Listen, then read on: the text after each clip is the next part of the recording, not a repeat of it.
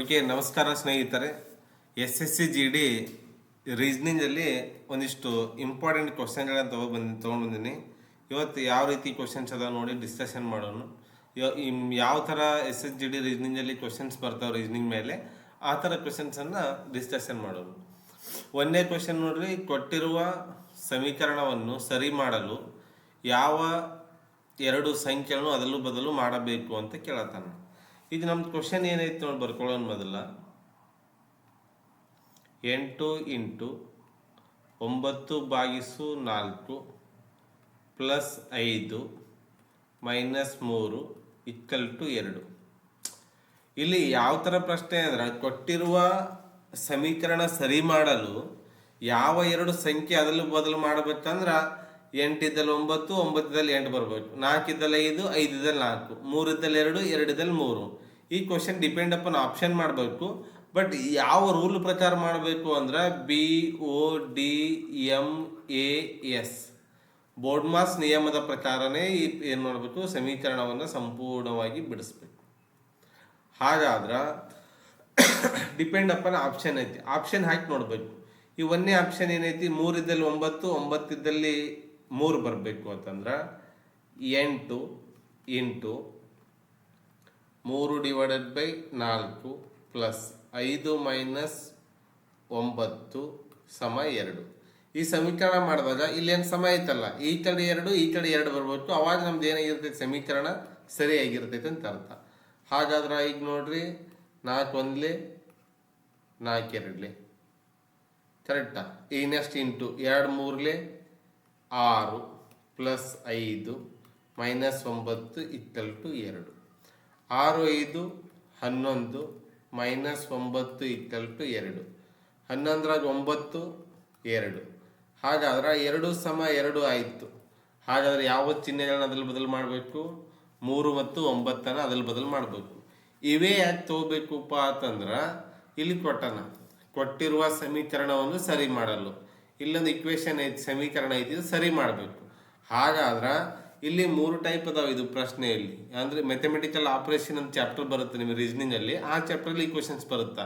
ಇದು ಸಿಂಪ್ಲಿಫೈ ಅಲ್ಲ, ಸರಳೀಕರಣ ಬೇರೆ. ಮ್ಯಾಥಮೆಟಿಕ್ಸಲ್ಲಿ ಬರೆಯೋ ಸರಳೀಕರಣ ಬೇರೆ, ರೀಸನಿಂಗಲ್ಲಿ ಬರೆಯೋ ಗಣಿತದ ಕಾರ್ಯಾಚರಣೆ. ಇನ್ನು ಕನ್ನಡದ ಈ ವರ್ಷ ಕನ್ನಡ ಐತೆ ಅಂತಂದ್ರೆ ಮ್ಯಾಥಮೆಟಿಕಲ್ ಆಪರೇಷನ್ ಅಂತ ಬರುತ್ತಾ.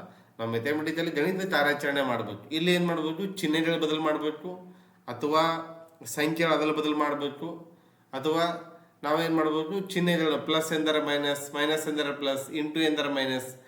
ಈ ಥರ ಕ್ವಶನ್ಸಲ್ಲಿ ಈ ಚಾಪ್ಟರ್ ಮೇಲೆ ಕಂಪಲ್ಸರಿ 2 ಕ್ವಶನ್ಸ್ ಇರುತ್ತೆ ನೋಡಿ ನಿಮಗೆ. ಈ ಚಾಪ್ಟರನ್ನು ಭಾಳ ಒಂದು ಒಳ್ಳೆಯ ರೀತಿಯಿಂದ ಸ್ಟಡಿ ಮಾಡಿ. ಮತ್ತನ್ನು ಬಿಡಿಸೋ ಪದ್ಧತಿ ಮಾತ್ರ ಯಾರ ಪ್ರಕಾರ ಆಗಿರಬೇಕು, ಇವನ ಪ್ರಕಾರ ಆಗಿರಬೇಕು. BODMAS ಬೋರ್ಡ್ ಮಾಸ್ ನಿಯಮದ ಪ್ರಕಾರ ಆಗಿರಬೇಕು. ಈ ಚಾಪ್ಟರ್ ಬಗ್ಗೆ ಭಾಳ ಗಮನ ಇಟ್ಟು ಮತ್ತು ಭಾಳ ಚಾತುರ್ಯದಿಂದ ಪ್ರಾಕ್ಟೀಸ್ ಮಾಡಿರಿ. ಯಾಕಂದ್ರೆ 2 ಕ್ವಶನ್ ಫಿಕ್ಸ್ ಇರುತ್ತೆ ಪ್ರತಿ ಕ್ವಶನ್. ಹಾಗಾಗಿ ಅದರ ಸಂಬಂಧ ಹೇಳ್ತೇನೆ. ಇಲ್ಲಿ ಬರೀ ಇಂಪಾರ್ಟೆಂಟ್ ಕ್ವಶನ್ಸ್ ಅಷ್ಟೇ. ಈ ಚಾಪ್ಟರ್ ಮೇಲೆ ಈ ಥರ ಕ್ವಶನ್ಸ್ ಬರ್ತಾವಂತ ಅಷ್ಟೇ ಡಿಸ್ಕಷನ್ ಮಾಡತ್ತೀನಿ ಇವತ್ತು.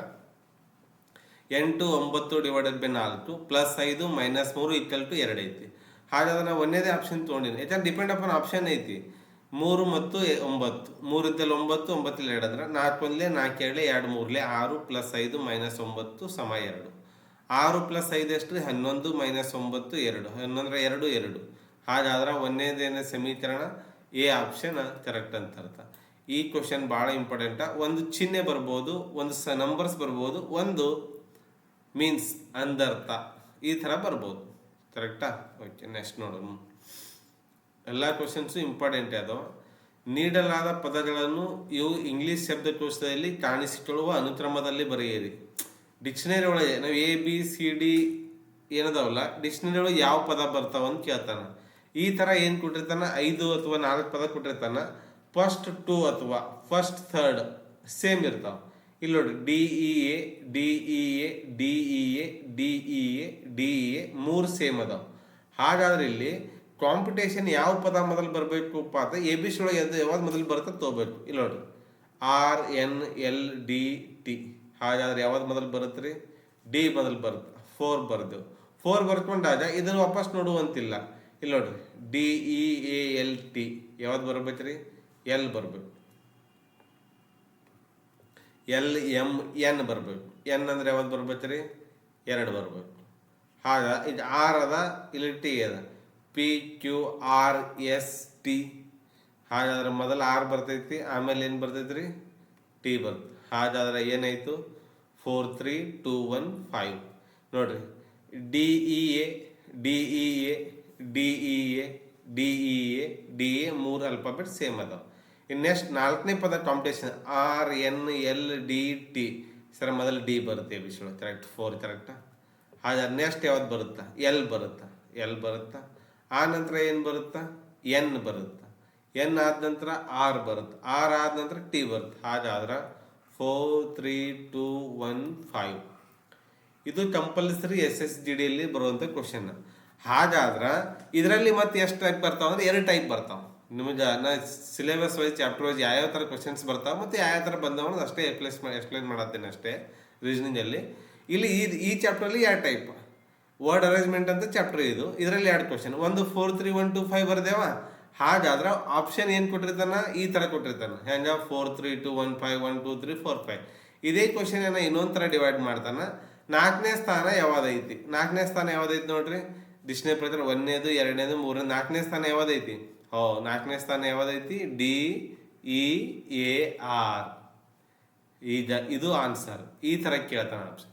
4ನೇ ಸ್ಥಾನದಾಗ ಯಾವ್ದೈತಿ ಡಿ ಇ ಎ ಆರ್ ಐತಿ. ಇಲ್ಲ ಆಪ್ಷನ್ದಾಗ ಇವು ಕೊಟ್ಟಿದ್ದ ಅಂದ್ರೆ ಇವು ಕರೆಕ್ಟಾ. ಇದು ಇಲ್ಲ ಅಂದ್ರೆ 3ನೇ ಸ್ಥಾನ ಯಾವ್ದೈತಿ, 3ನೇ ಸ್ಥಾನ ಯಾವ್ದೈತಿ ಅಂತ ಕೇಳಿದ್ರೆ ಏನಾಗ್ಬೇಕು ಇಲ್ಲಿ ನೋಡಿ 1 2 3. 3ನೇ ಸ್ಥಾನ ಯಾವತ್ತಿ ಡಿ ಇ ಎ ಎನ್. ಇದರಲ್ಲಿ 2 ಟೈಪ್ ಕ್ವಶನ್. ನಿಮ್ಗೆ ಯಾವ ಚಾಪ್ಟರಲ್ಲಿ ಎಷ್ಟು ಕ್ವಶನ್ ಬರ್ತಾವೆ, ಯಾವ ಟೈಪ್ ಬರ್ತಾವೆ ಅನ್ನೋಕ್ಕಿಂತ 2024ರಲ್ಲಿ ನಡೆದಿರೋ PDF exam question paper PDF ಅನ್ನ ಒಂದ್ಸಲ ಕಣ್ಣು ಹಾಯಿಸಿ ನೋಡ್ರಿ.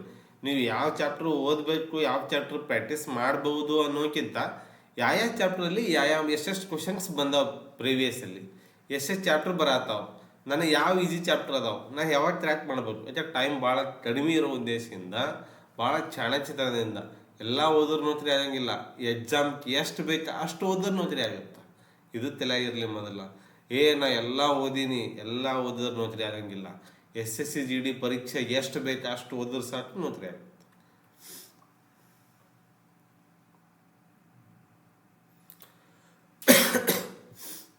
ಕೆಳಗಿನ ಪ್ರಶ್ನೆಯಲ್ಲಿ ಬಿಟ್ಟು ಹೋಗಿರುವ ಸಂಖ್ಯೆ ಕಂಡುಹಿಡಿಯಿರಿ. ಎಲ್ಲ SSCGD ಎಕ್ಸಾಮ್ ಕೇಳಿದ್ದೆ. 142 ಇದ್ದಿದ್ದು ಎಷ್ಟಾಗೈತ್ರಿ 8 ಗ್ಯಾಪ್ ಐತಿ. 8 50 23 ಹೋದ್ರೆ 27.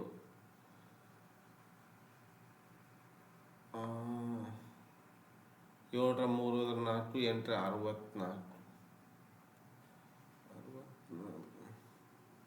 7 2 5 18 6 ಹೋದ್ರೆ 12. ಓಕೆ 142 150 123 127 187 62.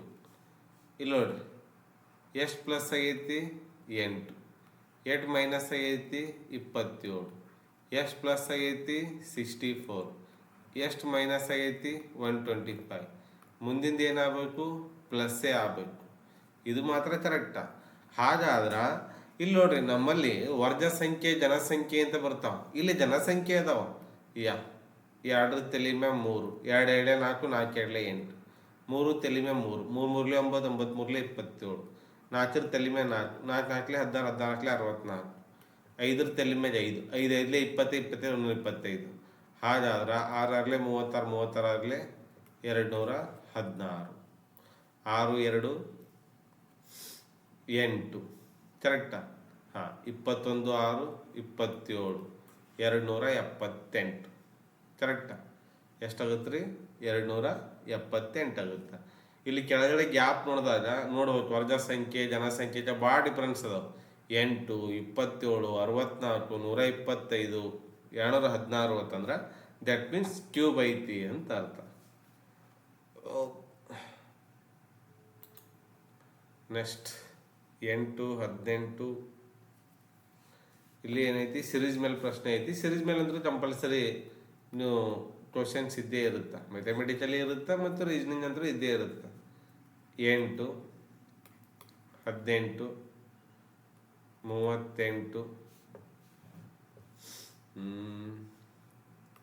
78 158 ಗ್ಯಾಪ್ ನೋಡ್ಕೋಬೋದು. ಫಸ್ಟ್ ಟೈಪ್ 10 ಗ್ಯಾಪ್ ಐತಿ, 20 ಐತಿ, 70 40 ಐತಿ, 70 70 80 80 1000 ಆಟೋಮೆಟಿಕ್ ಇರ್ಬೇಕು, 160 ಇರ್ಬೇಕಲ್ಲ. ಮತ್ತು ನೋಡ್ರಿ ಇಂಪಾರ್ಟೆಂಟ್ ಕ್ವಶನ್ಸ್ ಕೇಳಿದ್ದು SSC GD 2024 ಕೇಳಿ ಕ್ವಶನ್ನೇ ಇದು ನೋಡ್ರಿ. 8 ಇದ್ದಿದ್ದು 10 ಆಗೈತಿ, 10 ಇದ್ದು ಡಬಲ್ 20 ಐತಿ, 20 40 40 80 80 160 ಆಗೇಬೇಕಲ್ಲ. 160 ಅಂದ್ರೆ ಎಷ್ಟಾಗುತ್ತೆ? 8 15 16 31 318. B option correct. ಎಕ್ಸಾಮಲ್ಲಿ ಕ್ವಶನ್ ಪೇಪರಲ್ಲಿ ಕ್ವಶನ್ ಸಿಂಪಲ್ ಆಗಿರ್ತಾವ, ಬಟ್ ನಾವು ಬಿಡಿಸೋದು ಏನಾಗುತ್ತೆ, ಸ್ವಲ್ಪ ಟೈಮ್ ಎಕ್ಸಾಮ್ ಪ್ರೆಷರ್, ಎಕ್ಸಾಮ್ ಹಾಲ್ದಾಗ ಟೆನ್ಷನ್, ಒಂದು ತಾಸನ ಎಲ್ಲ ಕ್ವಶನ್ ಪೇಪರ್ ಅಟ್ಲೀಸ್ಟ್ ಓದಿದ್ರೆ ಬರ್ಬೇಕಲ್ಲ. ಬಿಡಿಸ್ಲಿಲ್ಲ ಅಂದ್ರೆ ಆ ಟೆನ್ಷನ್ದಾಗ ಏನಾಯ್ತು, ಸ್ವಲ್ಪ ಗೊಂದಲ ಆಯ್ತು. 5ನೇ ಕ್ವಶನ್ ನೋಡ್ರಿ. ಒಂದು ಸಂಕೇತ ಭಾಷೆಯಲ್ಲಿ LAMP ಎಂಬುದು IWJL ಎಂದು ಸಂಕೇತಿಸಲಾಗಿದೆ. ಹಾಗಾದರೆ ಅದೇ ಸಂಕೇತ ಭಾಷೆಯಲ್ಲಿ LOGS ಎಂಬುದರ ಸಂಕೇತ ಯಾವುದು? ಇದು very important question. SSC GD 2024 2 ಸಲ ರಿವಿಷನ್ ಆಗಿರುವಂಥ ಕ್ವಶನ್ಸ್ ಇದು. ಹಾಗಾದ್ರೆ LAMP ಎಂಬುದು ಏನಂತ ಒಂದು ಸಂಕೇತ, ಸರ್ಟನ್ ಕೋಡ್ ಲ್ಯಾಂಗ್ವೇಜ್ ಅಂತ ಕರಿತಾನೆ. ಹಾಗಾದ್ರೆ ಏನಂತ ಬರ್ಕೊಂಡನಪ್ಪ ಸರ್ಟನ್ ಕೋಡ್ ಲ್ಯಾಂಗ್ವೇಜ್ ಒಳಗ?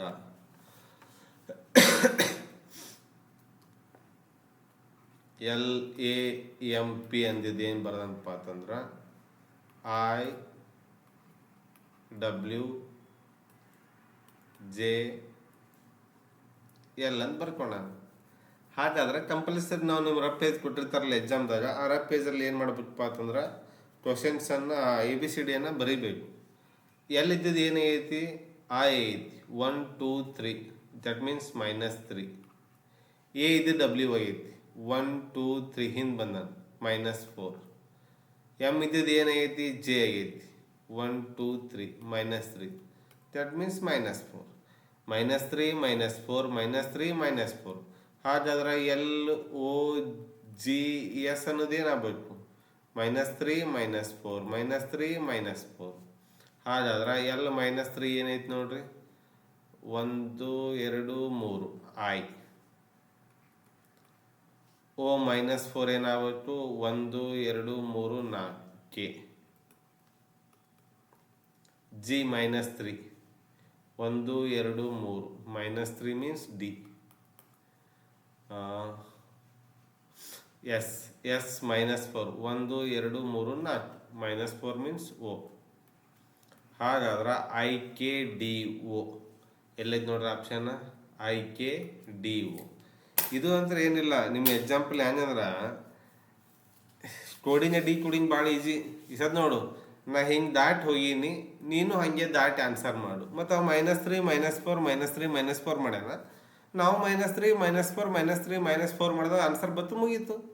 ರೀಸನಿಂಗ್ ಒಳಗೆ ಟಾಪಿಕ್ನ ಪ್ರಾಕ್ಟೀಸ್ ಮಾಡೋದು ಪರ್ಫೆಕ್ಟ್ ಮಾಡೋದು ಏನೋ ಅವಶ್ಯಕತೆ ಇಲ್ಲ, ಬಟ್ ದಟ್ ಮೀನ್ಸ್ ಲಾಜಿಕ್ ಐತಿ. ಬಟ್ ನೀವು ಮೆಥಮೆಟಿಕ್ಸ್ ಹಂಗಲ್ಲ, ಮೆಥಮೆಟಿಕ್ಸಲ್ಲಿ ಕಂಪಲ್ಸರಿ ಪ್ರಾಕ್ಟೀಸ್ ಮಾಡೇಬೇಕು. ರೀಸನಿಂಗ್ ನೋಡಿ, ಇಲ್ಲಿ ನೋಡಿ, ಒಂದು ಸಿಂಪಲ್ಲಾಗಿ ಮಳೆ ಬಂದೈತಿಪ್ಪ ಅಂತಂದ್ರೆ, ಒಂದು ಏರಿಯಾದಲ್ಲಿ ಕೆಸರಾಗೈತಿ ಅಂದ್ರೆ ಅವತ್ತು ದಾಟಿ ಹೋಗಕ್ಕೆ ಆಗಂಗಿಲ್ಲ ಅಂದ್ರೆ ಒಂದು ಇಬ್ಬರು ಮುಂದಿನವ್ರು ಏನು ಮಾಡ್ತಾರೆ, ಒಂದು ದೊಡ್ಡ 2 ಬಂಡೆಗಳು ಇಟ್ಟು ಅದ್ರ ಮ್ಯಾಗ ಕಾಲಿಟ್ಟು ಜಂಪಾಗಿ ಹೋಗ್ಬಿಡ್ತಾರೆ. ಮತ್ತು ನಾ ಮೂರನೇದವ, ನಾ ಏನು ಮಾಡಬೇಕು? ನಾವು ಹೊಸ ಬಂಡೆ ತರಬೇಕು, ಇಲ್ಲ ಅದೇ ಬಂಡೆ ಮೇಲೆ ಜಂಪ್ ಮಾಡಿ ಹೋಗ್ಬೇಕು. ದ್ಯಾಟ್ ಮೀನ್ಸ್ ಅದೇ ರೀಸನಿಂಗ್, ಅದೇ ಕೋಡಿಂಗ ಡಿಕೋಡಿಂಗ. ನಾವು ಒಂದು ಸಂಕೇತ ಭಾಷೆಯಲ್ಲಿ -3 -4 -3 -4 ಹೋಗಿನಿ, ಅದೇ ಭಾಷೆಯಲ್ಲಿ ನೀನು ನನ್ನ ಜೊತೆ ಹಂಗೆ ಬಾ ಅಂದ್ರೆ ನೀನು -3 -4 -3 -4 ಮಾಡಬೇಕು. ಇದು ಅಲ್ಲೇ ಓದಿ ಅಲ್ಲೇ ಮಾಡುವಂಥ ಪ್ರಶ್ನೆಗಳು ಇವಿಲ್ಲ. ಇವು 2 ದಿನ 3 ದಿನ ರೀಸನಿಂಗ್ ನಾ ಕೋಡಿಂಗ್ ಡಿಕೋಡಿಂಗ್ ಪರ್ಫೆಕ್ಟ್ ಮಾಡ್ಕೋತೀನಿ ಅಂದ್ರೆ ಪ್ರಾಕ್ಟೀಸ್ ಅಲ್ಲ. ಇದು ಪ್ರಾಕ್ಟೀಸ್ ಲಾಜಿಕ್ ಅಲ್ಲ, ಬರೀ ಥಿಂಕಿಂಗ್ ಲಾಜಿಕ್. ಅದಕ್ಕೆ ಮೆಥಮೆಟಿಕ್ಸ್ ಭಾಳ ಗಮನ ಕೊಡಬೇಕು.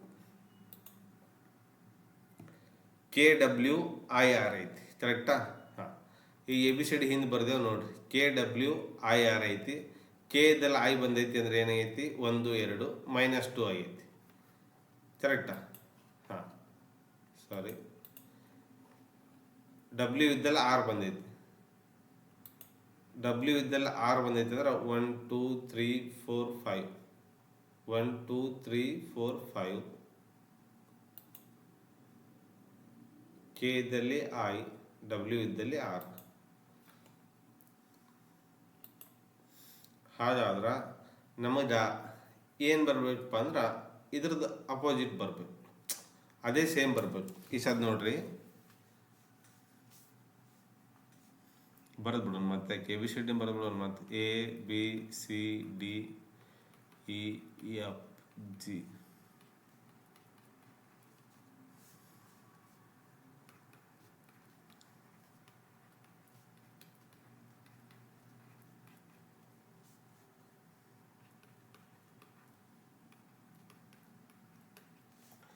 ಈ ಕೆ ಇದ್ದಲ್ಲಿ ಡಬ್ಲ್ಯೂ ಐ ಆರ್ ಬಂದೈತಿ. ಏನಾಗೈತಿ ನೋಡ್ಬೇಕು. ಕೆ ಇದ್ದಲ್ಲಿ ಐ ಬಂದೈತಿ, ಮುಂದಿನ ಬಂದಿತ್ತು ಹಿಂದಿನ ಬಂದಿತ್ತು. ಕೆ ಇದ್ದಲ್ಲಿ ಐ ಬಂದಿತ್ತು ನೋಡ್ರಿ, ಜೆ ಐ ಏನು ಬಂದೈತ್ರಿ -2 ಬಂದೈತಿ. ಈ ಡಬ್ಲ್ಯೂ ಇದ್ದಲ್ಲಿ ಆರ್ ಬಂದೈತಿ. ಡಬ್ಲ್ಯೂ ಐತಿ ಇಲ್ಲ ಐತಿ 1 2 3 4 5 ಅಂದ್ರೆ -5. ಹಾಗಾದ್ರೆ ಈ ಕೆಳಗಿಂದು ಹಾಗೆ ಆಗಿರ್ಬೇಕು. ನಮಗೇನಾಗಿರ್ಬೇಕು -2 -5 ಆಗಿರ್ಬೇಕು. ಹಾಗಾದಾಗ ಎ ಇದ್ದಲ್ಲಿ ಏನು ಬರ್ಬೇಕು ರೀ, ಓ ಇದ್ದಲ್ಲಿ ಏನು ಬರಬೇಕು -2 ಬರಬೇಕು. ಓ ಇದ್ದಲ್ಲಿ -2 ಅಂದ್ರೆ ಏನು ಬರಬೇಕು ಎಂ ಬರಬೇಕು, ತಪ್ಪೈತಿ. ಎ ಇದ್ದಲ್ಲಿ ತಪ್ಪೈತಿ, ಐ ಇದ್ದಲ್ಲಿ ಡಿ ಐತಿ, G H I J K. ಇವು ಇದ್ದಲ್ಲಿ ಪಿ ಕರೆಕ್ಟ್ ಆಯ್ತಾ? 1 2 3 4 5. ಐ ಇದ್ದಲ್ಲಿ ಡಿ,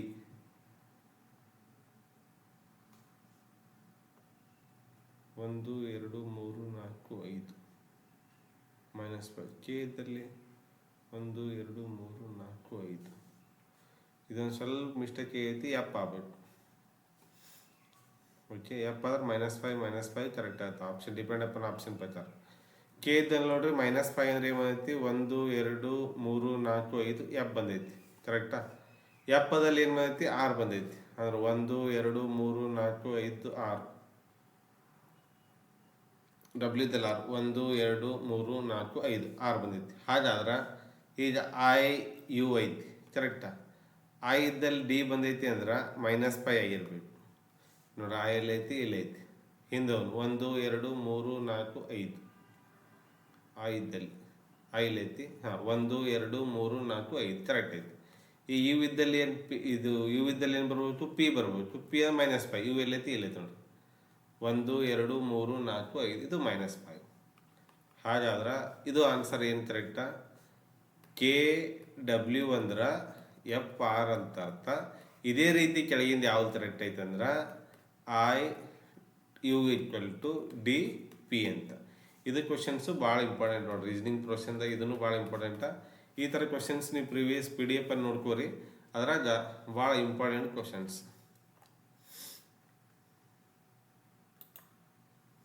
ಹೇಳಿಕೆಗಳು, ತೀರ್ಮಾನಗಳು, ಇದು ಭಾಳ ಅಂದ್ರೆ ಭಾಳ ಇಂಪಾರ್ಟೆಂಟ್ ಕ್ವಶನ್. ಈ ಕ್ವಶನ್ ಪ್ರತಿ ಎಕ್ಸಾಮ್ದಾಗೂ ಪ್ರತಿ ಕ್ವಶನ್ದಾಗ ಬರುತ್ತೆ. ಬಟ್ ಇವತ್ತಿನ ಕ್ಲಾಸ್ದಾಗ ಏನು ಮಾಡೋ ಅಂದ್ರೆ ಸುಮ್ಮ ರೀಸನಿಂಗ್ ಒಂದಿಷ್ಟು ಕ್ವಶನ್ಸ್ ಇಂಪಾರ್ಟೆಂಟ್ ಏನದ. ಸುಮ್ಮ ಭಾಳ ದಿನ ಇದೆ ಆನ್ಲೈನ್ ಕ್ಲಾಸ್ ಬಂದಿಲ್ಲ, ಲೈವ್ ಇರಲಿಲ್ಲ, ಆಫ್ಲೈನು ಇಲ್ಲ. ಸುಮ್ಮನೆ ಹೆಲ್ತ್ ಸರಿ ಇಲ್ಲ, ಸುಮ್ಮನೆ ಡಿಸ್ಕಷನ್ ಮಾಡೋಣ ಅಂತ ತೊಗೊಂಬಂದಿನ ಅಷ್ಟೇ. ಸಿಂಪಲ್ ಒಂದು 8 ಕ್ವಶನ್ಸ್ ಅಷ್ಟೇ ತಂದಿದೆ. ಒಂದೇ ಹೇಳಿಕೆ ನೋಡೋಣ. ಕೆಲವು ವೆಚ್ಚಗಳು ಆರ್ ಆಗ್ಯಾವ. ಹಾಗಾದ್ರೆ ಈಗ ಇದು ಆರ್ದೊಂದು ಚಿತ್ರ, ಇದು ಎಚ್ ಅದೊಂದು ಚಿತ್ರ ನೋಡ್ರಿ. ಕೆಲವು ಎಚ್ ಆರ್ ಆಗ್ಯಾವ ಅಂದ್ರೆ ಟಚ್ ಆಗಿರ್ಬೇಕು, ಭಾಳ ಇಂಪಾರ್ಟೆಂಟ್ ಇದು. ಎಲ್ಲ ಅಂದ್ರೆ ಒಳಗಿರ್ಬೇಕು, ಕೆಲವು ಅಂದರೆ ಟಚ್ ಆಗಿರ್ಬೇಕು, ಭಾಳ ಇಂಪಾರ್ಟೆಂಟ್ ಇದು. ಹಾಗಾದ್ರೆ ಕೆಲವು ಎಚ್ಗಳು ಆರ್ ಆಗ್ಯಾವ ನೋಡಿ, ಇದು ಆರ್. ಕೆಲವು ಎಚ್ ಆರ್ ಆಗ್ಯಾವ ಅಂದ್ರೆ ಇದ್ರಾಗ ಸ್ವಲ್ಪ ಅದಾವಂತ ಅರ್ಥ, ಕರೆಕ್ಟಾ? ಒಂದನೇ ಸ್ಟೇಟ್ಮೆಂಟ್. ಎರಡನೇ ಸ್ಟೇಟ್ಮೆಂಟ್, ಯಾವುದೇ ಪಿ ಸಹ ಎಚ್ ಅಲ್ಲ. ಹಾಗಾದ್ರೆ ಯಾವುದೇ ಪಿ ಎಚ್ ಅಲ್ಲ ಅಂದರೆ ಪಿ ಸಪ್ರೇಟ್. ಹಾಗಾದ್ರೆ ನಾವು ತೀರ್ಮಾನಗಳನ್ನು ನೋಡಿ, ಕನ್ಕ್ಲೂಷನ್ ನೋಡಿ ಆನ್ಸರ್ ಮಾಡಬೇಕು. ಕೆಲವು ಪಿಗಳು ಎಚ್ಗಳಾಗಿವೆ ನೋಡ್ರಿ, ಕೆಲವು ಪಿ ಎಚ್ ಆಗ್ಯಾವಂತ. ಇದು ಒಂದನೇ ಸ್ಟೇಟ್ಮೆಂಟ್ ಏನ್ರಿ? Wrong statement. ಕೆಲವು ಪಿ ಎಚ್ ಆಗ್ಯಾವಂದ್ರೆ ಸ್ವಲ್ಪ ಟಚ್ ಆಗ್ಬೇಕಲಿ ಇಲ್ಲ. ಕೆಲವು ಆರ್ಗಳು ಕೆಲವು ಆರ್ಗಳು ಪಿ ಅಲ್ಲ. ನೋಡ್ರಿ, ಆರ ಮತ್ತು ಪಿ ಸಂಬಂಧ ಇಲ್ಲ. ಆರ್ಗಳು ಅಂದ್ರೆ ಎರಡನೇ ತೀರ್ಮಾನ ಏನೈತಿ, ಕರೆಕ್ಟ್ ಐತಿ. ತೀರ್ಮಾನ 2 ಮಾತ್ರ ಅನುಸರಿಸುತ್ತದೆ. ಇನ್ನೊಮ್ಮೆ ಕ್ಲಿಯರ್ ಆಗಿ ನೋಡ್ಕೋರಿ. ಈಗ ಹೇಳಿಕೆಗಳು ಏನ ನೋಡ್ರಿ, ಕೆಲವು ಎಚ್ ಆರ್ಗಳಾಗಿವೆ. ಕೆಲವು ಆರ್ ಇದ ಇದು, ಕೆಲವು ಎಚ್ ಏನಯ್ಯವ ಆರ್ ಅಯ್ಯವ ಅಂದ್ರೆ ಸ್ವಲ್ಪ ಟಚ್ ಆಗ್ಯದ. ಯಾವುದೇ ಪಿ ಸಹ ಎಚ್ ಅಲ್ಲ, ಯಾವುದೇ ಪಿ ಏನಲ್ಲ ಎಚ್ ಅಲ್ಲ, ಅದು ದೂರ ಇಟ್ಟೀನಿ. ಒಂದನೇ ತೀರ್ಮಾನ, ಕೆಲವು ಪಿಗಳು ಎಚ್ ಆಗ್ಯಾವ. ಎಲ್ಲಿ ಪಿ ಎಚ್ ಸಂಬಂಧ ಐತೆಪ್ಪ, ಸಂಬಂಧ ಇಲ್ಲ. ಒಂದನೇ ಸ್ಟೇಟ್ಮೆಂಟ್ ತಪ್ಪ. ಕೆಲವು ಆರ್ಗಳು ಪಿ ಅಲ್ಲ. ಕೆಲವು ಆರ್ ಏನಂತ ಪಿ ಅಲ್ಲ, ಪಿ ಅಲ್ಲೇ ಅಲ್ಲವು, ಸಂಬಂಧನೇ ಇಲ್ಲ. ಹಾಗಾದ್ರೆ ಎರಡನೇ ತೀರ್ಮಾನ ಏನೈತಿ, ಕನ್ಕ್ಲೂಷನ್ ಕರೆಕ್ಟ್ ಐತಿ. ಹಾಗಾಗಿ ಮತ್ತೆ ಮುಂದಿನ ತರಗತಿಯಲ್ಲಿ ಮತ್ತೆ ಸಿಗೋಣ. ಅಲ್ಲಿವರೆಗೂ ಚೆನ್ನಾಗಿ ಓದ್ರಿ, ಒಳ್ಳೇದಾಗಲಿ. SSCGD ಎಕ್ಸಾಮ್ ಹತ್ತಿರ ಐತಿ, ಟೈಮ್ ಕಡಿಮೆ ಐತಿ. ಮೆಥ್ಸ್ ರೀಸನಿಂಗ್ ಭಾಳ ಕ್ವಶನ್ ಪೇಪರ್ ಡಿಸ್ಕಷನ್ ಪ್ರಾಕ್ಟೀಸ್ ಮಾಡಿರಿ. ಅಥವಾ ಇನ್ನೂ ಯಾರ ಕೋಚಿಂಗ್ ಕೋರ್ಸ್ ನೋಡಿಲ್ಲ, ಫಸ್ಟ್ ಟೈಮ್ ಓದಾತಿರಂದ್ರೆ ಅಟ್ಲೀಸ್ಟ್ ಆನ್ಲೈನ್ ರೀ ಆಫ್ಲೈನ್ ರೀ ಒಂದು ಒಳ್ಳೆ ಕೋಚಿಂಗ್ ರೆಫರ್ ಮಾಡಿ ಓದಿ ಚೆನ್ನಾಗಿ. ಎಲ್ಲರೂ ಒಳ್ಳೇದಾಗಲಿ. All the best. Take care. Good night.